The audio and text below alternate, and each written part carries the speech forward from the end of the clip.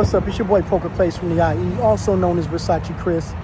And we're going to delve into this venue right here, V Live in Houston. Could this be the key to the MO3 murders? There was an attempt on his life at this very venue 2 months before he was killed on the freeway in Dallas, I-35. We're going to go ahead and delve deep into what happened this night that could possibly have linked to his murder.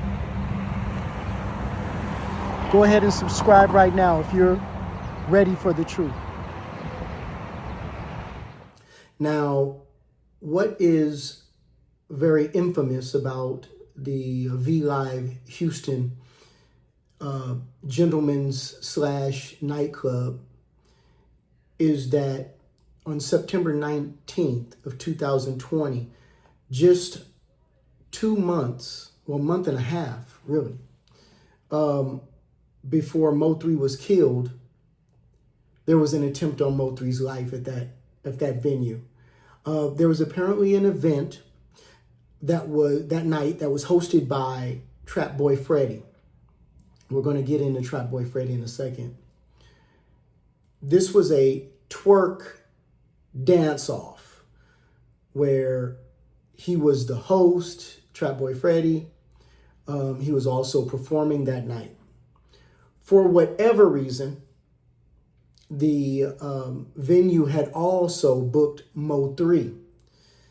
Now, this is after Trap Boy Freddy has already been shot at a Yella Beezy event earlier in the timeline. Now they're putting them on the same night of the venue in the same event. Now, here's the problem. MO3 showed up a little bit later than he was scheduled, around 3 a.m. in the morning, okay? Usually all the dances are over with, the contests are over with, the party is usually winding down at that time. But apparently MO3 stopped at another venue prior to getting there and came very fashionably late. Now, as he's pulling up to the venue, and here's a video of the venue right here.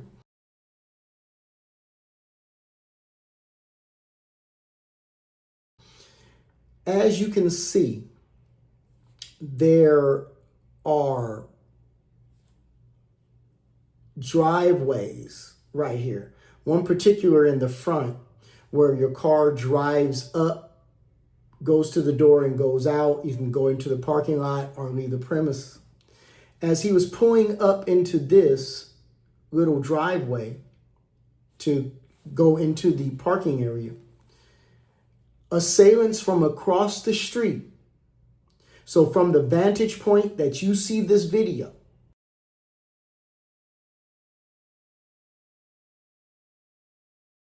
now as you look at this photo, the shooters would have had to be shooting from the direction the photo was taken. Shooting from across the street to where someone would come out of a vehicle in front of the venue. Now, according to the report, this is the police report. This is what was on the news, spoken by the police officer that was giving the investigation detail. They said that MO3 and his entourage fired back across the street, away from the front door of V Live, away from the venue. They were shooting in the opposite direction from where the gunfire was coming from. Right? The gunfire was coming from across the street. They are in front of the venue, firing toward the street. Therefore, the two victims that were hit at V Live, that were apparently two workers at V Live, two employees, were not hit by MO3 and his entourage because they're firing in the opposite direction. Now, being that MO3 is a convicted felon. The police officers detailed in the news report, in the press conference, that MO3 returned fire. Now that makes it very odd, being that All-Star JR was just arrested for a self-defense situation. MO3, everybody knows he's firing. Everybody knows who he is. He's in possession of a firearm. He defends himself. No charges pressed.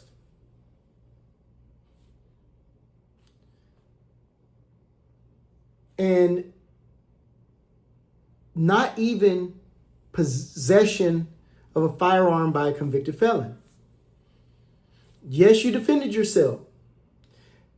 Yes, they were shooting at you. But yes, you are Melvin Noble.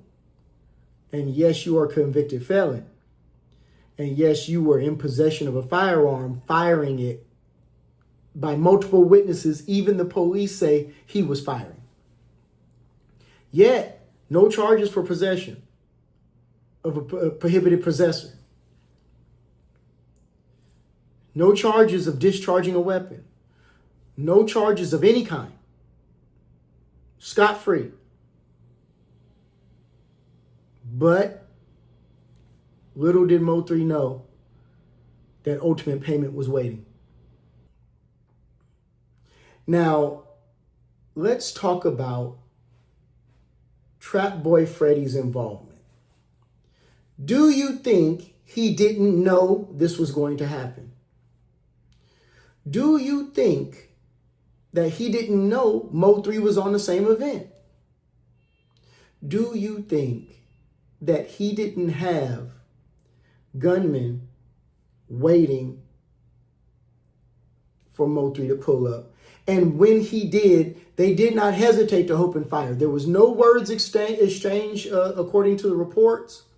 There was no, hey, motherfucker this, hey, motherfucker. It was none of that. It was immediately, once MO3 was identified and exited his vehicle, the shots started. So we have a premeditated, laying in wait situation where the overt act of actually firing rounds at MO3 happened at a Trap Boy Freddy event in Houston. So you have a artist from Dallas, Fort Worth area, Trap Boy Freddy, and you have another Dallas Fort Worth area rapper, MO3, who are in a well-known beef. You have them booked for the same night. One guy comes late, and coming late is what may have saved MO3's life and extended it for another month and a half, to where he ultimately met his end on Highway I-35 in Dallas, Texas. About that, about him meeting his end on the freeway I-35. If you've seen the Trap Boy Freddy posts where he's on the freeway, getting on the on-ramp, and he's saying, what's going on? The traffic got everything messed up. Traffic got everything messed up. This was actually posted minutes after MO3, it was announced on television that on the news that MO3 was lost his life on the freeway. Minutes. The traffic was still delayed. MO3's body was still laying on the freeway. The investigation was now going on. And he's making this video. Let me tell you something. If Trap Boy Freddy is a real trap boy and his criminal history seems to indicate that he is, Now, I'm not saying any of you guys are trap people or in the trap, but we all know someone who's in the trap. And let me tell you something about that person that's in the trap.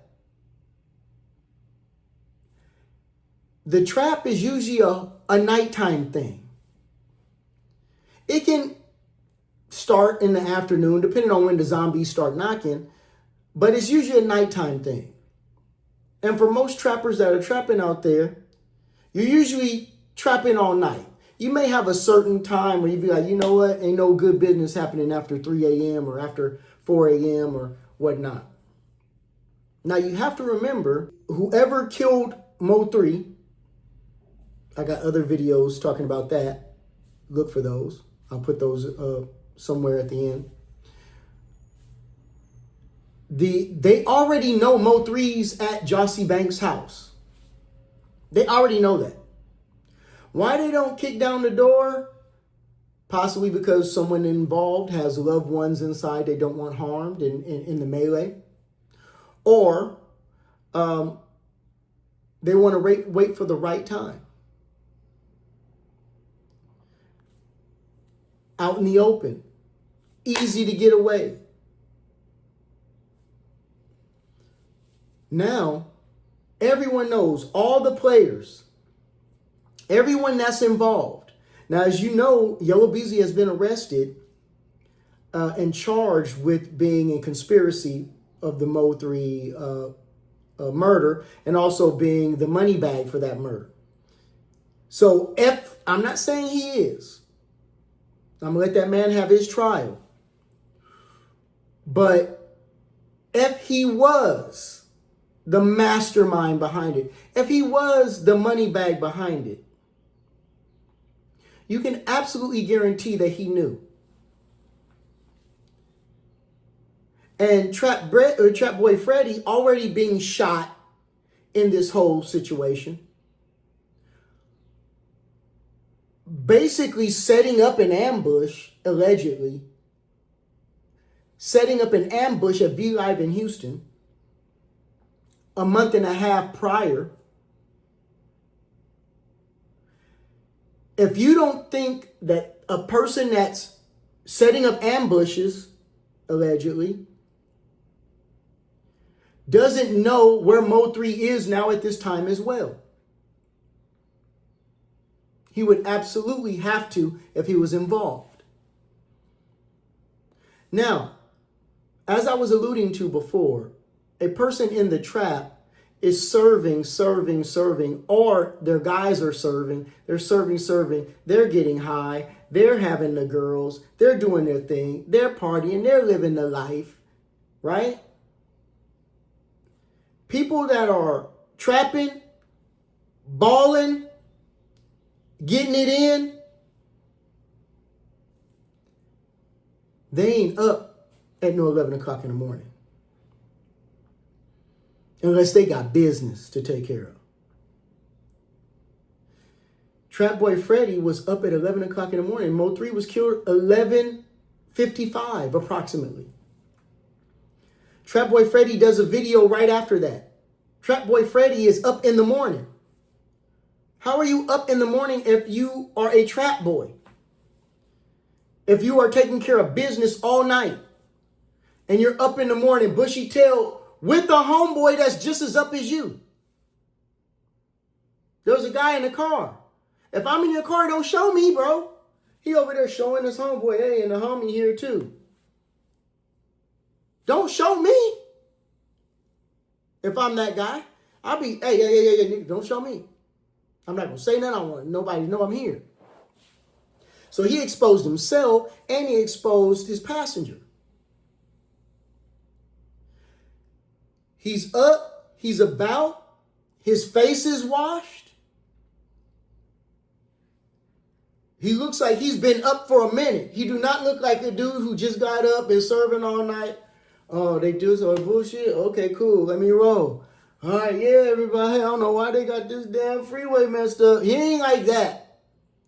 He's bright-eyed, he's bushy-tailed, look like he's very alert, not groggy, didn't just wake up. You put yourself there.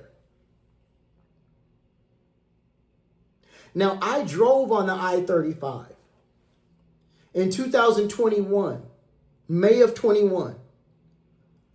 So I actually drove over the overpass where he passed away. You can get off it and come back around. You can get off it and come back around on the surface streets.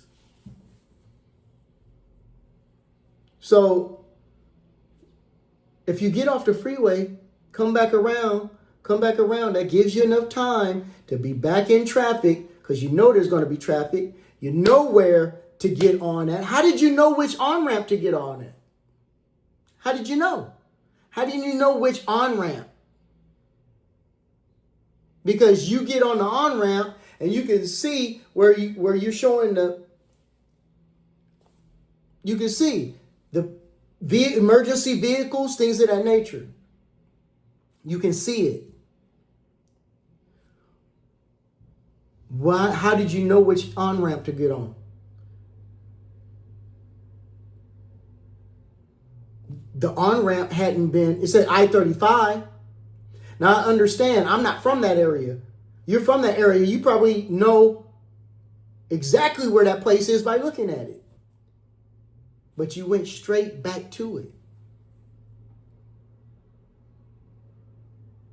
The next video is going to be the Bubba murder.